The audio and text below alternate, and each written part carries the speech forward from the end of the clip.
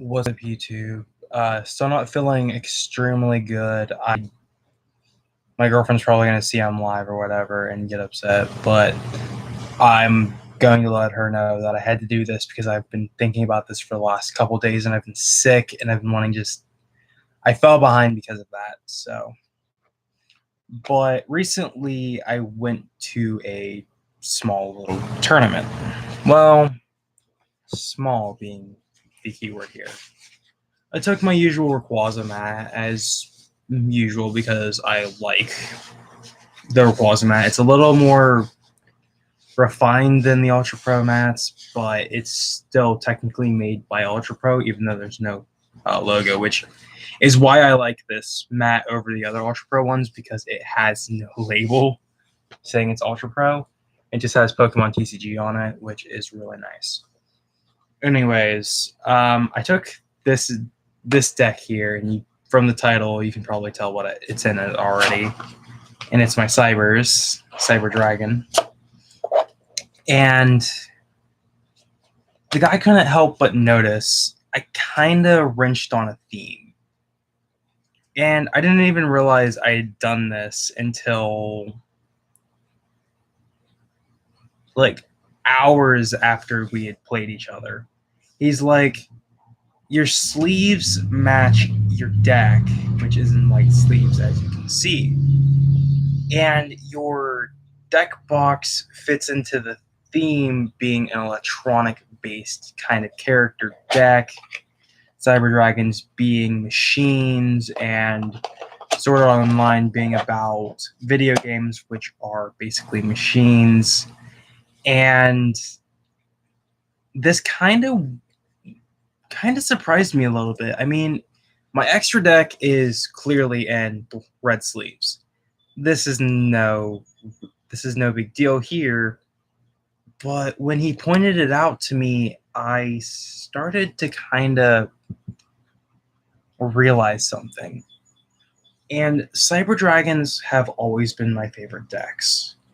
They have been since the beginning of the Arc 5, the GX series. Zane Truesdale, an awesome character. And I kind of just grabbed the white binder originally as kind of like, oh, it's white. I like white binders. I like white things.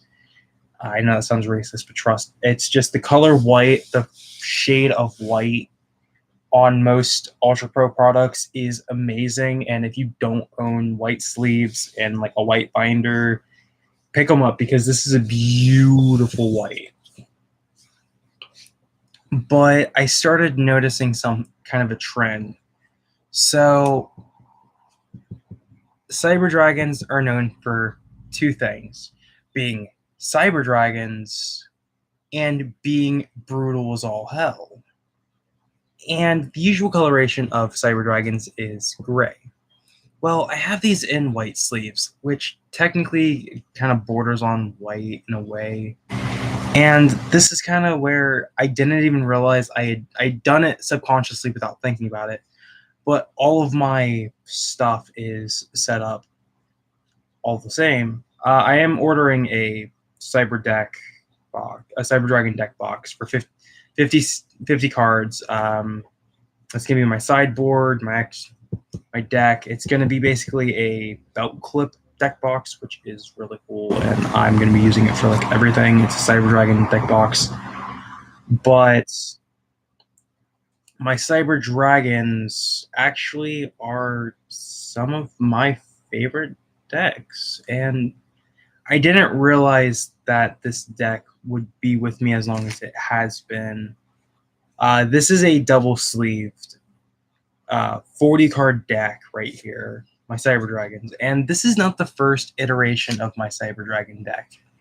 Actually, this is an altered version for both meta and casual play because I can play more casual with this deck over competitive, but it can be competitive if I need it to with a couple small changes, being mainly the trap zone getting completely nixed, excluding like the mirror forces, which I have spares. Don't worry, that's not an issue. But one of the biggest things in my deck that I've been running is my Cyber End. And there's actually a combo I've pulled off a couple times that people have seen. And this is an extremely brutal combination. So you'll play something face down. I've got my 3 Cyber Dragons, probably 1 on the field and 2 in my hand. And I'll play something like Cyber Networking or whatever. But the main cause of this is actually not even for that. You see, one of the biggest combos in my deck, and this is one of the heaviest hitting combos I've done in the past.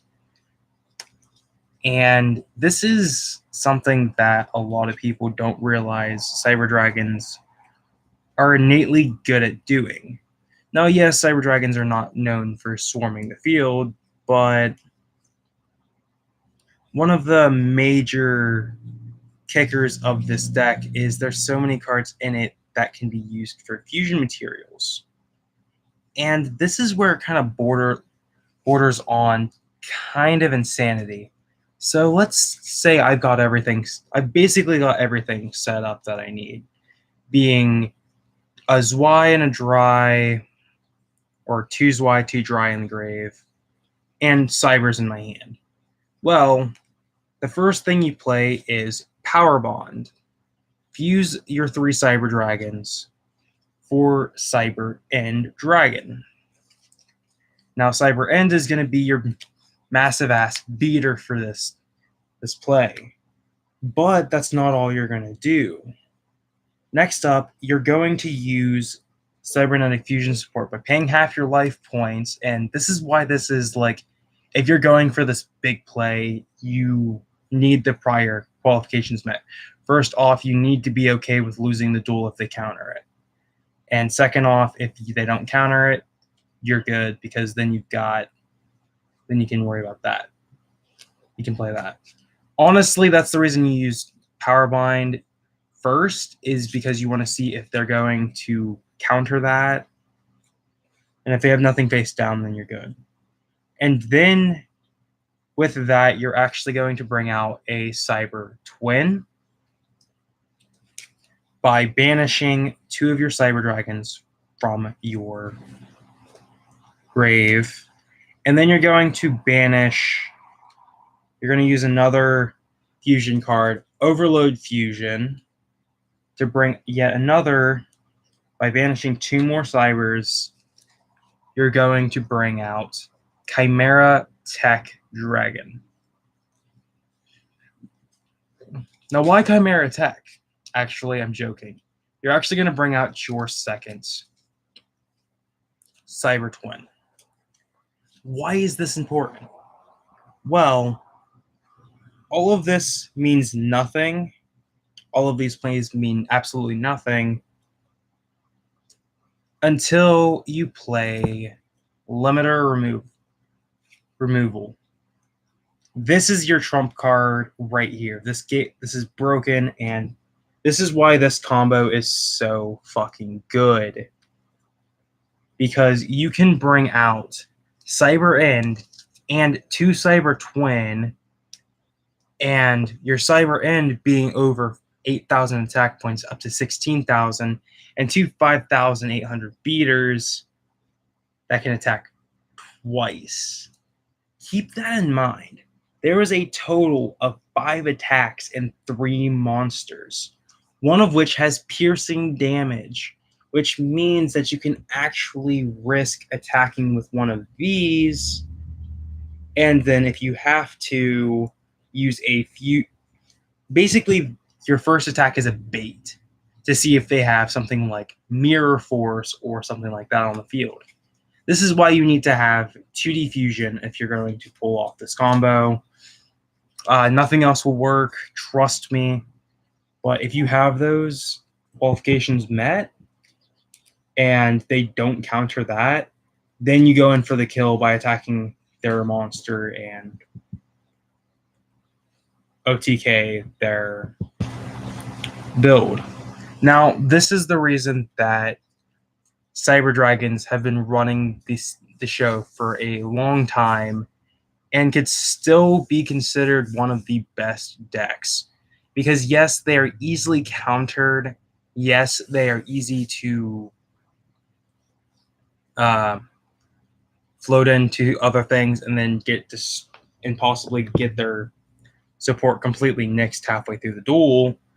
But when it comes to power and destructive effects, Cyber Dragons have always been one up on the game. And this is kind of one of the reasons why I've been running Cyber Dragons for as long as I have. And I've got a couple stall cards like Mirror, Swords Revealing Lights. I've also got a couple extra Power Binds and a Mystic Space Typhoon because this deck is lacking in spell destruction. Monster Reborn for recovery, Cyber Networking, Shadow Gardener, and 4 different Mirror Forces that I run variants of depending on the kind of deck I'm running up against. Now, if I don't know the deck, I usually default to running 4 regular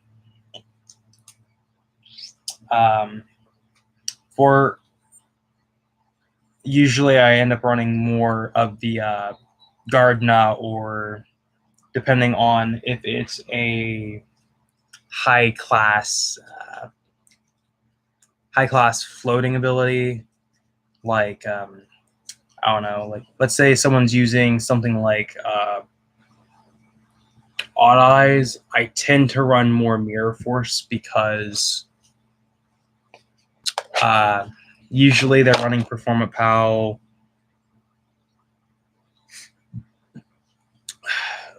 Pals, and like there are 4 Time Gazer, Stargazer, which are pains in the butts, by the way. And I mainly run the Mirror Forces in there to kind of hold them at bay for a while and possibly get rid of some of the more opposing creatures. But with all that being said, thank you guys so much for watching, and peace out.